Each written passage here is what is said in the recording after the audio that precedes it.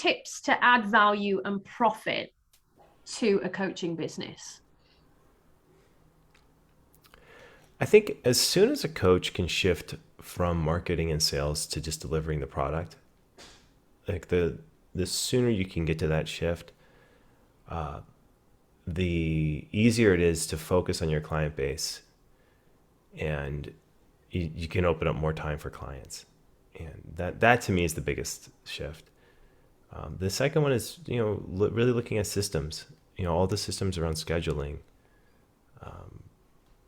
you know, appointment reminders, try to automate as much as you can. And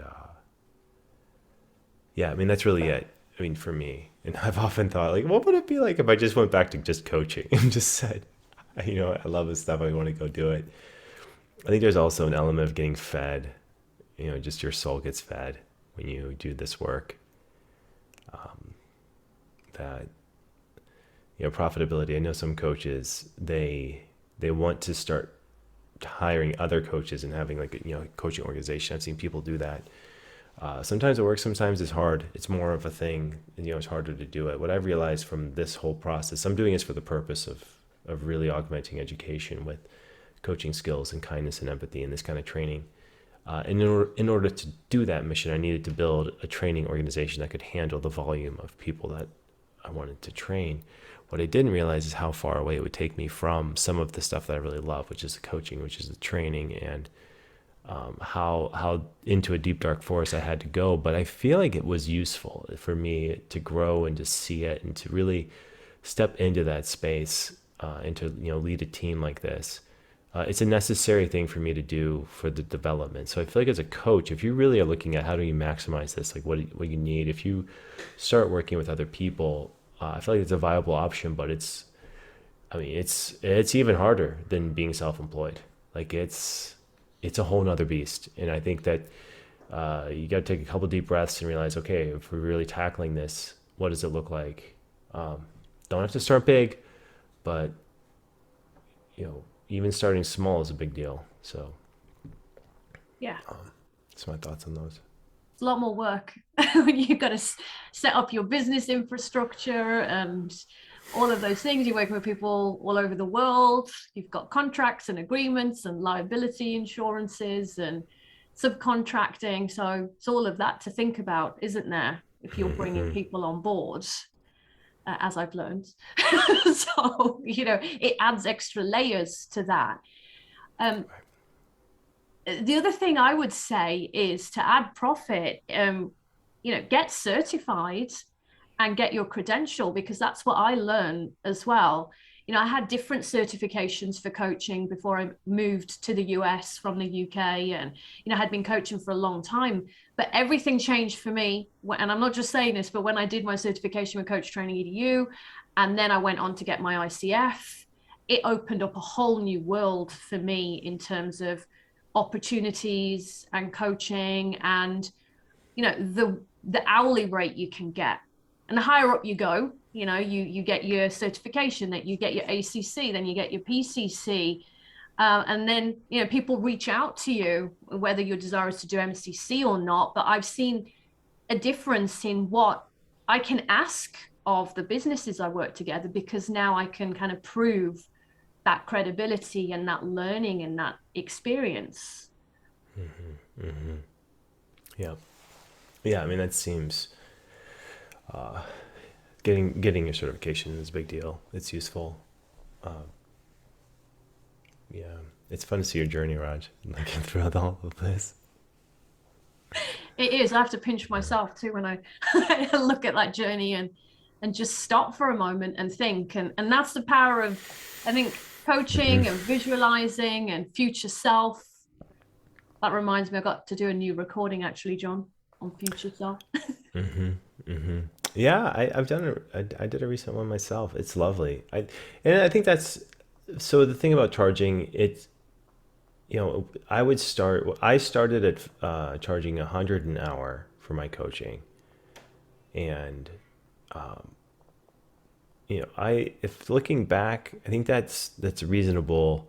Maybe I would have started at $50 an hour, just to build up my client base maybe a little more quickly, but I think you find that balance point, and once you start getting, some clients that also open it up to people if they couldn't pay the full rate to, say what would make sense, and they become your fierce allies as well in helping you develop your client base. So I think it's a solid approach as a coach to try, offer sessions at 20, 50, whatever the minimum feels like to you, to just to get people in the seats, fill, just get coaching hours under your belt.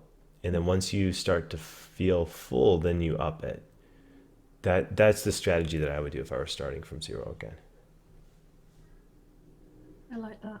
And and what are your thoughts on niche or area of expertise? How might that shift what you can charge? I have a lot of thoughts on that. I mean, 4 minutes. Executive coaches can obviously charge the most. Health and wellness, academic, other kinds of coaching, you cannot charge that much, or maybe you can. Maybe it the the market allows you to. But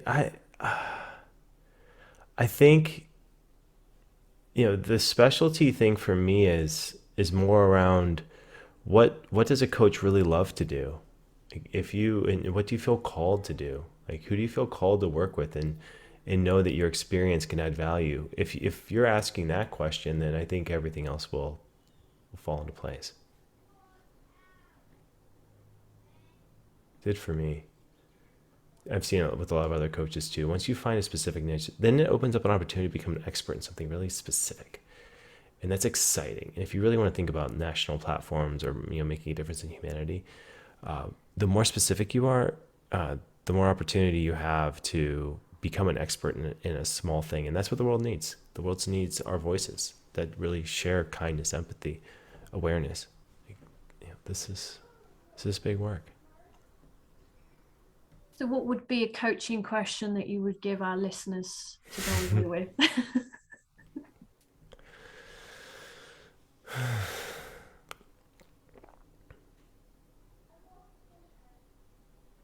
Something I've been thinking about too is looking at feedback. Like, when you receive feedback, to, instead of taking it and feeling the personalization of it, instead of that, really asking yourself the question, what is my default perspective on, like, the intent of things around me. I was doing some reading around social situations where people can assume negative intent, or they can assume positive intent, and it's just a lot. It can get complicated and tricky in different situations, but when positive intent is assumed, there's an openness there. And so I think the coaching question is around, what do you feel like the intent of your circumstances are, and what's your openness level to them? That's what I've been playing with myself, and it's a fascinating thing to look at it, all these areas of your life, and look at it like this. What about for you, Raj? What's been a coaching question you've been working with, or inquiry that you've been playing with?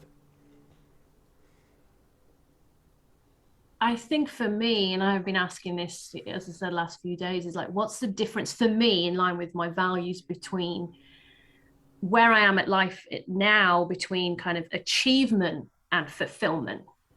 Mm-hmm.